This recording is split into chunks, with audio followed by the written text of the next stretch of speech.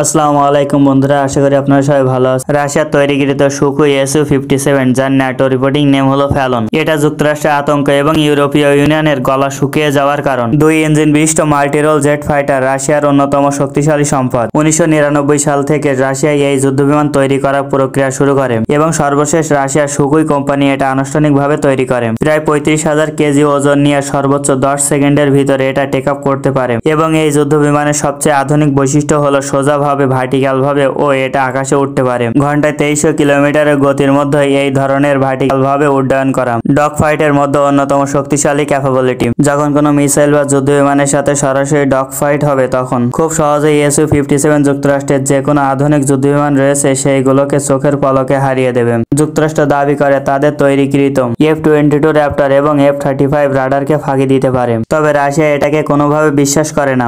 রাশিয়ার হিসাব হলো আমাদের রাডারে সকল বিমান ধরা পড়ে। যুক্তরাষ্ট্রের যে দুইটি যুদ্ধবিমান রয়েছে সে দুইটিও ধরা পড়ে। যুক্তরাষ্ট্রের যুদ্ধবিমানগুলো অন্য দেশের বিরুদ্ধে ভালো পারফরমেন্স দেখাতে পারলেও রাশিয়ার রাডারের বিরুদ্ধে তেমন কিছু করতে পারবে না। যেখানে S-400 এর পরিবর্তে এখন S-500 এসে গেছে, আর এই জন্য রাশিয়া তাদের যুদ্ধবিমানকে স্টিল এর সাথে সাথে এর যে ম্যানেজেবল ক্যাপেবল রয়েছে বা ঝটপট উড্ডয়নে সক্ষম রয়েছে তার উপর জোর দিয়েছে। রাশিয়ার যুদ্ধবিমানকে যে রাডার সিস্টেম ব্যবহার করা হয়েছে সেটা খুব শক্তিশালী, প্রায় 450 কিলোমিটারের দূরে যুদ্ধবিমানকে শনাক্ত করতে পারে। এমনকি F-35 এবং F-22 র্যাপটরকে Su-57 দিয়ে শনাক্ত করতে পারে।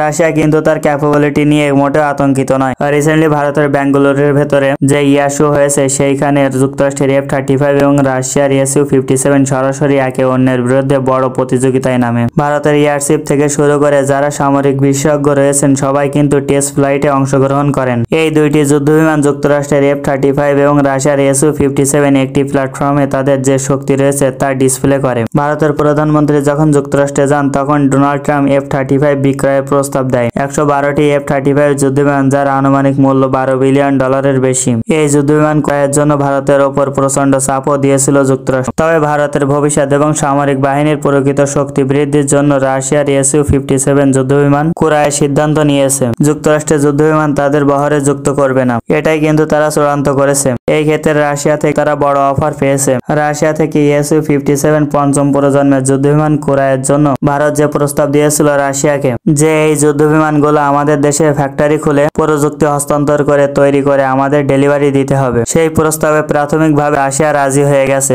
বর্তমানে আলোচনা চলছে কি ধরনের কতটুকু প্রযুক্তি ভারতের কাছে হস্তান্তর করা হবে এবং লাইসেন্স ভেরিয়েন্টের অধিকারী ভারত কতগুলো যুদ্ধবিমান ভারতে তৈরি করতে পারবে সেই বিষয় নিয়ে আলাপ আলোচনা চলছে। তবে ভারত কৌশলগত দিক থেকে রাশিয়ার কাছ থেকে Su-57 50টি ক্রয় করেছে, এটা চূড়ান্ত। যুক্তরাষ্ট্রের কাছ থেকে F-35 ক্রয় করবে না, এটাও চূড়ান্ত।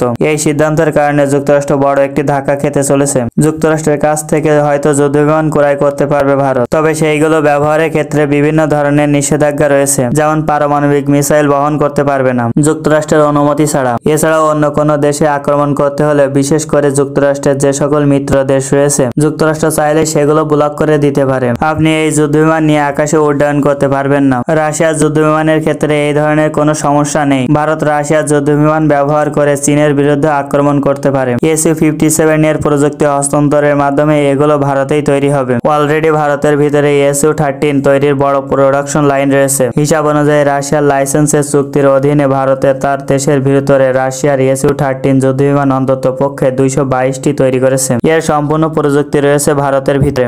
Su-13 প্রোডাকশন লাইনে কিছুটা মডিফিকেশন করলে Su-57 তৈরি করা যাবে, যেটা ভারতের জন্য দীর্ঘমেয়াদী নিশ্চয়তার প্রতীক। যেহেতু ভারতের বিমান বাহিনীতে রাশিয়ার তৈরিকৃত বিভিন্ন ধরনের যুদ্ধবিমান রয়েছে, সেটা রক্ষণাবেক্ষণ এবং দক্ষ জনবল ভারতের ভিতরে ব্যাপক তৈরি রয়েছে। এছাড়াও যুক্তরাষ্ট্রের F-35 যে যুদ্ধবিমানের ফ্লাইং কস্ট সেটা Su-57 থেকে অনেক বেশি। ভারতের অর্থনীতির জন্য সেটা কিন্তু স্বস্তিদায়ক নয়। অসমর্থিত সামরিক বিশেষজ্ঞগণ আরেকটি তথ্য দিচ্ছেন যে জায়গায় এই এয়ার শোটি হয়েছিল যুক্তরাষ্ট্রের যুদ্ধবিমান F-35 এবং Su-57 অংশগ্রহণ করেছে সেই সম্পূর্ণ এলাকা রাশিয়া থেকে প্রাপ্ত যে S-400 রয়েছে ভারতের হাতে তার রাডারের অধীনে। যুক্তরাষ্ট্রের যুদ্ধবিমান F-35 টেস্ট ফ্লাইট করেছে সেই এয়ার শোতে সরাসরি ভারতের সেই S-400 রাডার সেটাকে শনাক্ত করে ফেলেছে। এই জন্য যুক্তরাষ্ট্রের প্রশাসন থেকে ভারতের ওপর এই F-35 যুদ্ধবিমান ক্রয় প্রক্রিয়া নিয়ে প্রচন্ডভাবে চাপ থাকলেও ভারতের বিমান বাহিনী ও ভারতের সরকার আর কোনোভাবে রাজি হচ্ছে না, কারণ চীনের বিরুদ্ধে F-35 কোনো কাজে আসবে না, কারণ চীনের হাতে S-400 রয়েছে। এই জন্য ভারত সিদ্ধান্ত নিয়েছে যুক্তরাষ্ট্রের সাথে কূটনৈতিক যুদ্ধ করতে হলেও করবে, কিন্তু তারা যুক্তরাষ্ট্রের F-35 ক্রয় করবে না। এটা তাদের জাতীয় স্বার্থের বিরুদ্ধে ভারত ছাড় দেবে না। যাই হোক, এই সার্বিক বিষয়গুলোকে কেন্দ্র করে আপনার গুরুত্বপূর্ণ মতামত কমেন্ট বক্সে জানিয়ে দেবেন। ফিরে আসবো নতুন কোনো ভিডিও নিয়ে আবার। সেই পর্যন্ত আপনারা সবাই সুস্থ থাকুন, ভালো থাকুন, বাংলাদেশকে ভালোবাসুন।